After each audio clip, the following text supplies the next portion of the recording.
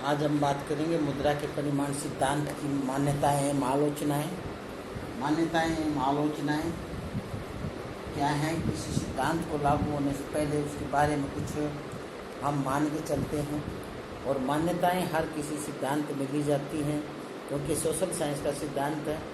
और social sciences के अलावा फिजिकल साइंसेस जो भी हैं उनमें भी मान्यताएं ली जाती हैं। किसी भी एक्सपेरिमेंट को सिद्ध करने के लिए कुछ बातें कंडीशनिंग की जाती हैं, कुछ शर्तें लगाई जाती हैं कि ये ऐसा हो, ये ऐसा हो, तो इस तब ये नियम लागू होगा। तो इसी प्रकार हमारा जो ये नियम है, जो क्वांटिटी थ्योरी ऑफ मनी है, इसमें भी अर्थशास्त्री कुछ मान्यताओं को लेकर चलते हैं कि इसमें हम क्या मान के चलते हैं कि कैसे क्या हो तब ये ऐसा होगा। तो इसके लिए मैं वन बाय वन आपको बताता हूँ कि नंबर 1, करेंसी तथा बैंक मुद्रा की चलन गति में स्थिरता रहती है।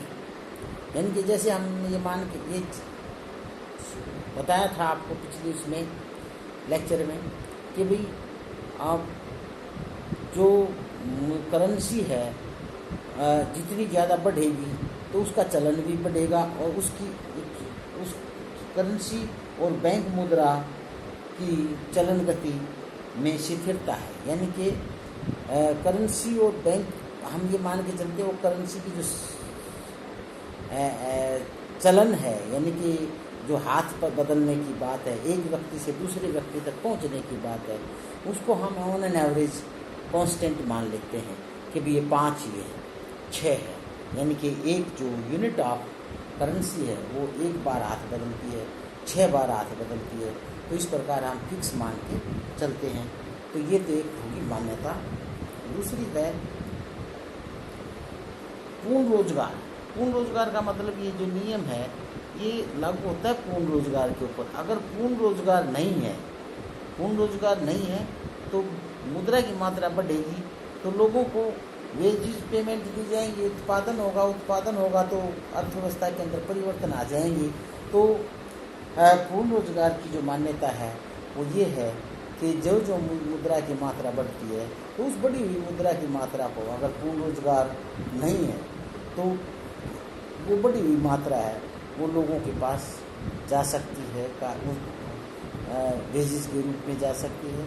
और मुद्रा की मात्रा अगर पूर्ण रोजगार नहीं है तो वो अर्थव्यवस्था के अंदर वास्तविक परिवर्तन लेके आएगी, जिससे मतलब मुद्रा की दूसरे कार्य, यानी कि जैसे केजी ने कहा कि मुद्रा की मात्रा मुद्रा बढ़ती है तो ब्याज दरें गिरती हैं तो निवेश ज़्यादा होता है तो रोजगार बढ़ता है और आय बढ़ती है, और इस प्रकार उत्पादन और जो मुद्रा की मात्रा के साथ उत्पादन बढ़ गया तो प्राइस लेवल नहीं बढ़ेगा।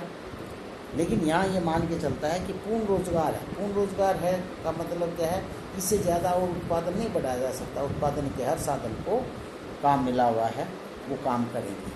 तो ये एक सिद्धांत की मान्यता है। दूसरी व्यापार की स्थिर मात्रा है कि उत्पादन मुद्रा में, चाहे मुद्रा की मात्रा कितनी भी बढ़ जाए, उसके अंदर जो व्यापार का मतलब है वस्तुओं और सेवाओं का उत्पादन है, वो स्थिर है। स्थिर का मतलब कि हम मान के चलते हैं कि वो 200 है, हर साल 200 का होता है, तो हर साल 200 का ही होगा। मुद्रा की मात्रा अगर बढ़ती है और व्यापार की मात्रा बढ़ गई, यानी कि वस्तुओं सेवाओं की मात्रा बढ़ गई, तो प्राइस लेवल नहीं बढ़ेगा। इस प्रकार व्यापार की मात्रा को स्थिर मान के सिद्धांत अपना काम करता है। दूसरा है बैंक मुद्रा तथा करेंसी का अनुपात स्थिर रहता है। बैंक मुद्रा और करेंसी का अनुपात, यानी कि इसमें कहते हैं हाई पावर मनी और जो मनी रिजर्व, जो बैंकों के पास जो मनी है उसका अनुपात स्थिर रहता है। यानी कि जितनी ज़्यादा करेंसी होगी उतनी ज़्यादा बैंक मुद्रा भी उतनी ही होगी। यानी कि इनका एक स्थिर अनुपात है।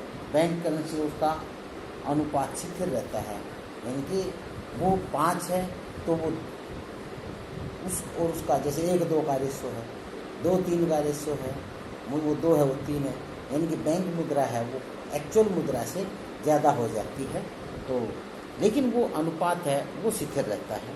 फिर है ये इनका एक सिद्धांत की ये मान्यताएं हम लेके चलते हैं, और इस सिद्धांत की आलोचना भी कई अर्थशास्त्रियों ने की है, क्योंकि ये कोई भी सिद्धांत है वो इतनी मान्यताओं को लेके, क्योंकि ये इकोनॉमिक्स है, वो सोशल साइंस है, और सोशल साइंस के सिद्धांत जो हैं वो अर्थव्यवस्था मतलब वो उसके अंदर जो प्रभावित करने वाले तत्व हैं उनको स्टेबल करना या उनके ऊपर नियंत्रण करना इतना आसान नहीं है।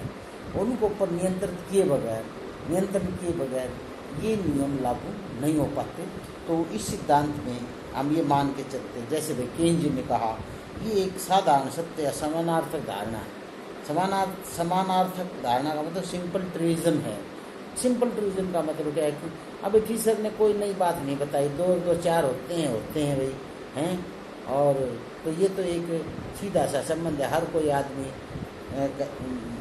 इस बात का पता लगा, हर आदमी को पता है कि मुद्रा की मात्रा बढ़ेगी, तो अगर वस्तुओं और सेवाओं की मात्रा स्थिर है वस्तुओं की, तो मुद्रा की मात्रा और प्राइस लेवल में सीधा संबंध हो जाता है। केंज ने कहा एक सामान्य बात है, कोई नई बात नहीं बताई उन्होंने, एक सिंपल ट्रूइज्म है।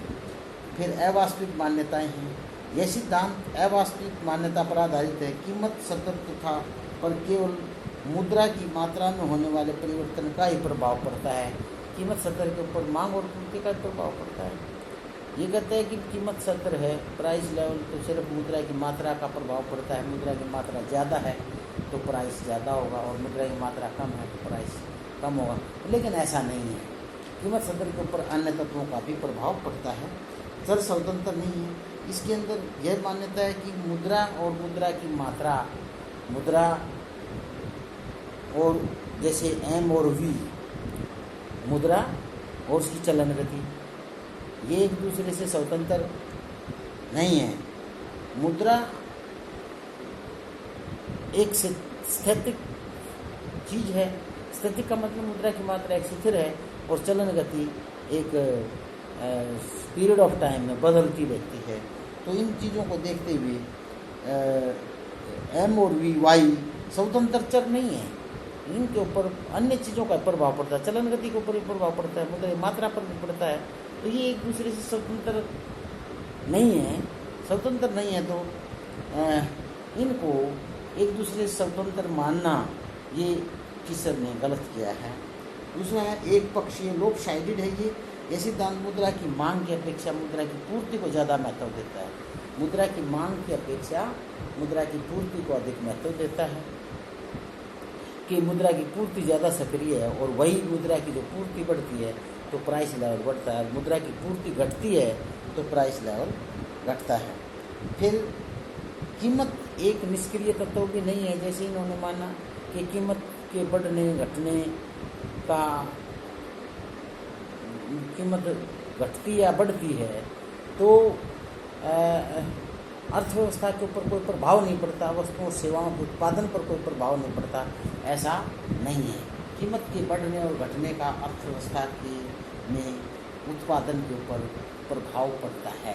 कीमतें बढ़ती हैं तो उत्पादकों को ज़्यादा निवेश करने का प्रोत्साहन मिलता है। निवेश ज़्यादा करेंगे तो उत्पादन ज़्यादा होगा, रोजगार ज़्यादा होगा, आय ज़्यादा होगी और अधिक उत्पादन होगा। तो इसका मतलब हम ये कह सकते हैं कि कीमत का बढ़ना या घटना अर्थव्यवस्था के अंदर ये बताना कि भाई इसका वास्तविक तत्वों पर कोई प्रभाव नहीं पड़ता। वास्तविक तत्वों का मतलब है कि भाई वस्तुओं और सेवाओं के उत्पादन की मात्रा है उसके ऊपर कोई प्रभाव नहीं पड़ता, नहीं, इसका प्रभाव पड़ता है। ये वास्तविक तत्वों को प्रभावित करती है मुद्रा की मात्रा। केवल पूर्ण रोजगार की स्थिति में लागू होता है नियम, ये भी बात ठीक नहीं है। व्यापार चक्रों की व्याख्या करने में असमर्थ है ये नियम। क्वांटिटी थ्योरी मंडली कहती है कि कीमतों का और मुद्रा की मात्रा का ही संबंध है जो कीमतों को ऊपर नीचे करता है, लेकिन व्यापार चक्र आते हैं तो ना तो कीमतों के मुद्रा की मात्रा में होने वाला परिवर्तन जो है उसका प्रभाव इतना ज़्यादा नहीं रहता, जो एक्सपेक्टेशंस हैं लोगों की वो ज़्यादा प्रभावी हो जाती हैं। इसलिए तो व्यापार चक्र की व्याख्या करने में असफल है, असंगत है। इसके अनुसार मुद्रा का परिमाण सिद्धांत असंगत है। इसमें मुद्रा की मात्रा जिसका संबंध समय बिंदु से और मुद्रा और चलन गति जिसका संबंध समय अवधि से है, समय जो एक डायनामिक फैक्टर और एक स्टैटिक फैक्टर दोनों को मिला के आपने कंक्लूजन निकाल दिया।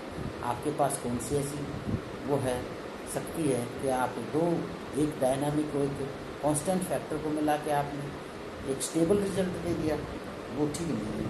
ब्याज दर की अवहेलना की बात करता है। इनकी मुद्रा की मात्रा बढ़ती है तो वो कहता है अन्य चीज़ों पर कोई प्रभाव नहीं पड़ता, लेकिन मुद्रा की मात्रा बढ़ती है तो ब्याज दरें कम होती है, ब्याज दरें कम होती है तो लोग उधार ज़्यादा लेंगे, लोन ज़्यादा लेंगे और निवेश ज़्यादा करेंगे तो उत्पादन होगा और फिर वही फर्क पड़ेगा। चलन गति को मापना कठिन है, यानी कि इसने चलन गति को मापने की बात की तो चलन गति को मापना कठिन है। एक नोट तो पड़ा रहा सालों तक और एक नोट चलता रहा बहुत ज़्यादा, तो इसको पता लगाना। अमौद्रिक तत्वों की अवहेलना भी करता है, थ्रिफ्ट वगैरह ये तो इनकी भी आलोचना करता है। तो ये था आज का। इसके बाद हम करेंगे फिशर का सिद्धांत, वो फिर अगले उसमें करेंगे।